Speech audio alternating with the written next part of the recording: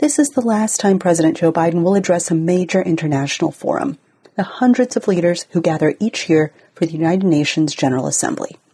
It comes at a clutch moment, says the U.S. ambassador to the global body. We say this every year, but this UNGA could not come at a more critical and more challenging moment. The list of crises and conflicts that demand attention and action only seem to grow and grow. Atop that list, Gaza.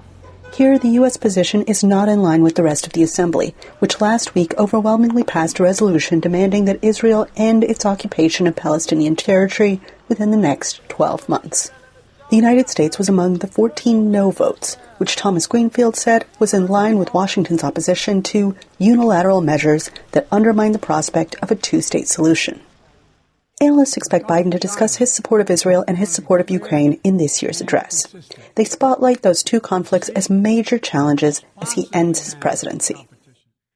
With the Middle East, this looks like, how do you keep the lid on this and hope the conflict doesn't spiral out of control into a regional war? And, I think there's anybody's best guess about what's going to happen there. One thing is painfully clear. As the conflict nears the one-year mark, nearly 100 hostages are thought to remain in Hamas custody.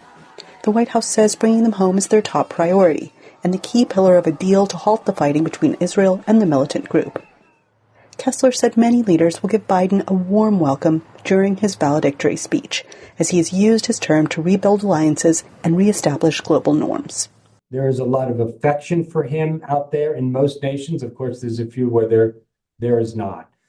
Biden speaks in New York Tuesday. Anita Powell, VOA News, New York.